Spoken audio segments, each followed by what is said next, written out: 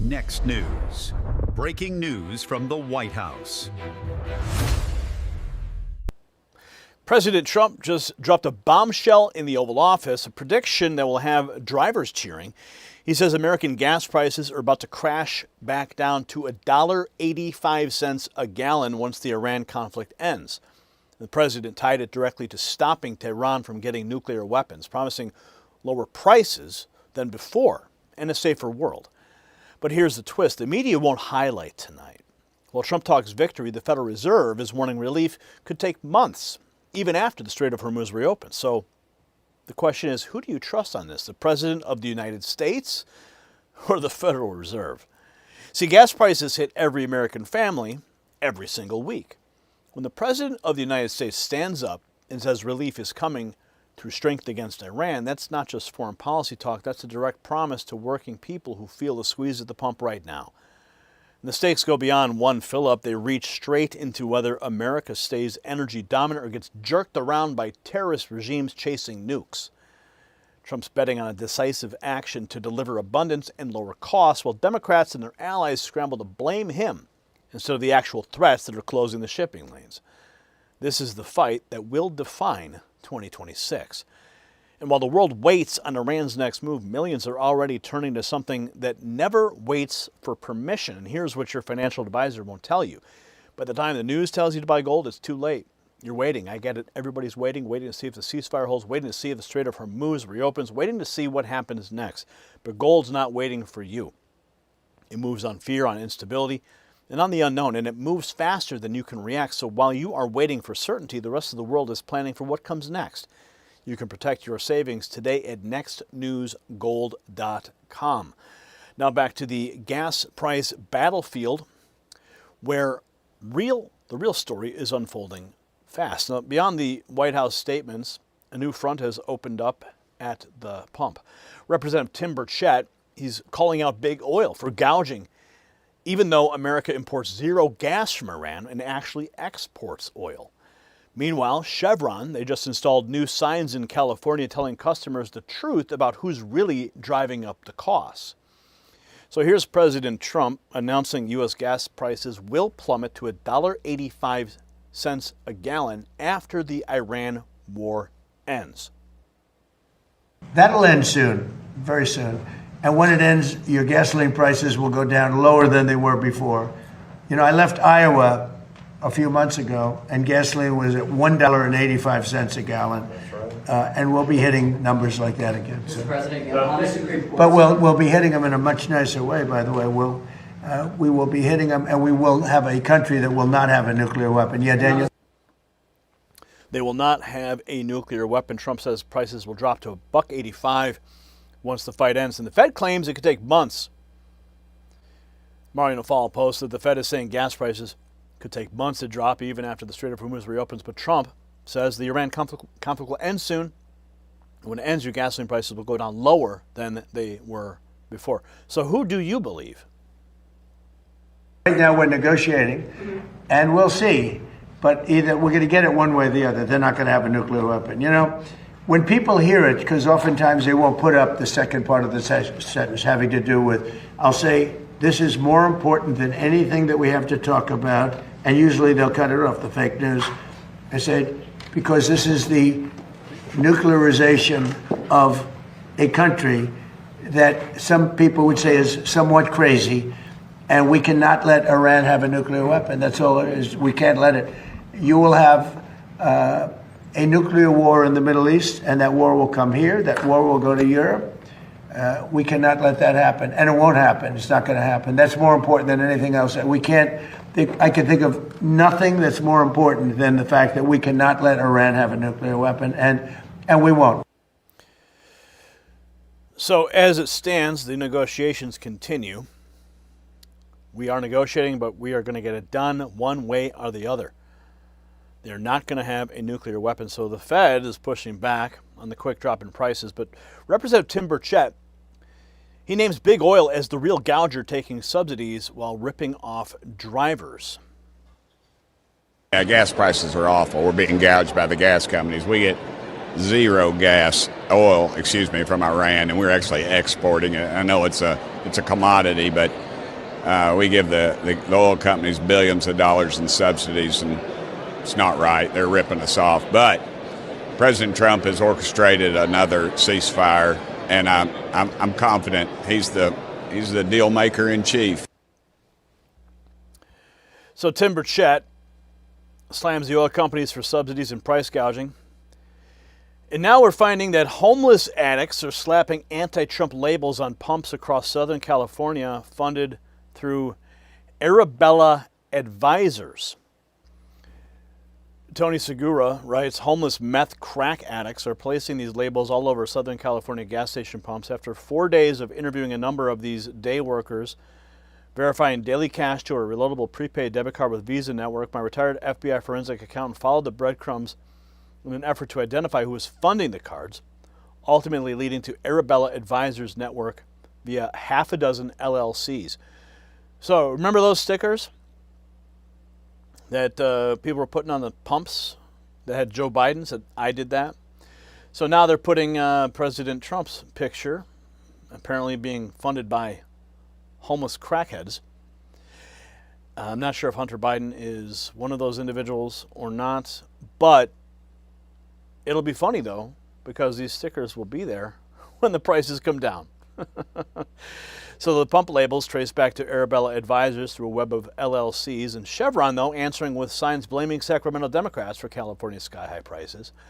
So this was Chevron's response to the left stickers blaming Trump. Chevron's letting customers know in California it's not Donald Trump causing the insane gas prices, it's the California Democrats.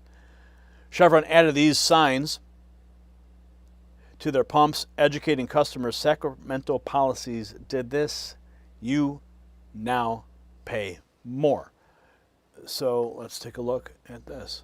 All right, check it out. We're at Chevron. Sacramento policies did this. Now you pay more. California politics are choosing foreign oils and fuel over local jobs and lower costs. This is at the Chevron right here, okay? Right here.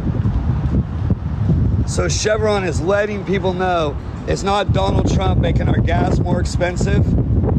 It's California politics are choosing foreign oils over fuel and fuels over local jobs and lower costs. Because we could be doing this here, but they'd rather buy it from foreigners and load their pockets instead of giving us jobs and making it cheaper for us. They're fucking crooks. Fuck the Democrats. He's definitely not couching his words there. It's Gavin Newsom and Democrat policies causing $6.30 plus average cost per gallon in California. So Chevron's selling customers Sacramento policies, not Trump, caused a spike at the pump. Byron Donalds now shutting down CNN Live over who's really using the Iran crisis to drive prices higher. Listen. You're conflating issues. Number one, no, if you want to talk gas price, yes, you are. If I am not conflating issues. I'm a vehicle for the concerns that come from everyday Americans. Well, let's be very clear about gas prices. The reason why oil prices are high on the world market is because the Iranian regime, once again, a theocratic dictatorship, is wanting to force the strait closed because they would rather foment terror and have nuclear weapons, and they want to put pressure on the West through oil prices. That's why gas prices are high. That's not because of economic policy in the United States. That's because of the Iranian regime's death grip on power. That's a very different situation than the funds you want to talk about. And then the Iranians shut down the Strait of Hormuz. That is an accurate statement. You just said what I just said. The Iranians shut down the Strait of Hormuz. Why did they do that? They shut it down because they are trying to inflict economic pain on the rest of the world because they would rather have a nuclear weapon. They would rather put those nuclear weapons on the tips of their ballistic missile systems, which, by the way, they lied to the world. Those ballistic missile systems can go 4,000 kilometers, reaching our allies in Europe, reaching American bases overseas. And they are so hell-bent on having that, they would rather inflict pain on the world when it comes to oil prices. I don't want to see high oil prices. Nobody wants to see that. But let's be very clear. The fault lies with the Iranian regime, not with the president of the United States. You can make that argument, but let me follow up on that. It's not an argument. It is an empirical fact. It is not an argument. It is also it is what is happening on the ground. That the U.S. and Israel launched the war, and then the Strait of Hormuz became an issue. So President Trump was asked about this and said, as you're negotiating, should you factor in, is it weighing on you, Americans' financial situation, such as the gas prices? And he said, quote, I don't think about Americans' financial situation. He later doubled down on that comment, calling it a, quote, perfect statement. I'd make it again. Do you agree with that? I think when the president is trying to figure out how to bring this Iranian conflict to an end, he is thinking about making sure that the Iranians do not have a nuclear weapon. And let's be very clear, the president is well aware that the Iranians closed the strait to raise oil prices on the world because they're using it as an economic weapon against the people of America and, quite frankly, the people of Europe as well. So when he's having to negotiate, he's got to play hardball with people who do not care about your rights, who do not care about your fundamental liberties, who only care about a radical, theocratic, Sharia law-driven regime that does not care about women, does not care about anybody else except what they feel they want. And so when you're dealing with somebody like that, you got to play hardball. You can't do model UN negotiations because that's how you get beat at the negotiating table. Quite frankly, that's how former President Obama got beat at the negotiating table when they sent $150 billion in cash to the Iranians in the dead of night. The Iranians said that they weren't going to do anything, and look at what they did. Listen, they enriched uranium. As you know it, and I know it. As you know, these two things are not mutually exclusive, the Iran war and Americans' financial situation. Right now, gas is over $4 in every single state. Before the war, it was $2.98 per gallon. What are you telling your constituents in Florida who are really concerned and who are hurting because of the prices at the pump and elsewhere? What we say is this is a temporary situation because it is. When this conflict comes to a close, the straits will be back open. When the straits are back open, global oil prices will tumble, and they will see that relief. But it'll take a while. This isn't an overnight fix. That's actually not true. Once ships are actually allowed to move through the straits freely, you will see the future price on oil tumble in the overnight markets. That's what will happen. And then when the future price plummets, you will see that show up in gas pumps. They'll go right back down to $3 like they were before.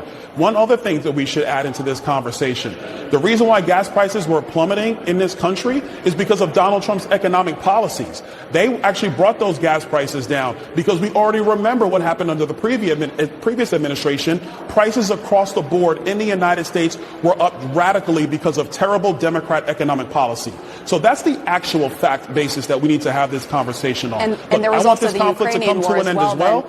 I want this conflict to come to an end like everybody else does, but it has to be done appropriately. The Iranians cannot have a nuclear weapon, period, full stop. All right. And to be clear, we've spoken to many economists on this, and they're not all in agreement on everything that you laid out, and they say that gas prices rise a lot quicker than they come down. So we'll have to wait and see how this plays out. But Congressman Byron Donalds, thank you for your time. We'll be right back. Thank you. Byron Donalds, man, on fire. So this is what victory looks like in the energy war. Trump refuses to let Iran hold the world hostage through nuclear blackmail and shipping choke points. Instead, he promises America gets lower prices than before while keeping the nation safe.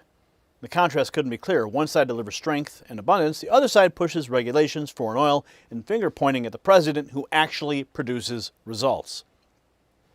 So the Iran crisis has become the energy crisis, and the president is meeting it head-on with the same America First toughness that put this country back in control of its own power. Lower prices, more production, and zero nuclear weapons for terrorists is the only acceptable outcome. If this message resonates with you, hit that like button, drop your thoughts in the comments below, share this video with every driver that you know. And do you believe that Trump's prediction of $1.85 gas is going to come true? And if you haven't done so, make sure you join the thousands of patriots who've already texted the words raw feed to that secret number on the screen you see right there, 844-840-4963. They're getting the uncensored updates straight to their phone. They're bypassing the algorithm, getting notifications directly from me when YouTube fails. And check out the Next News merch shelf below this video. America stays strong when we keep informed, and we keep winning. God bless you, and God bless these United States. The system controls information. Information control is power. They don't want you to see this. The truth only survives together. They don't want this shared. Share this now.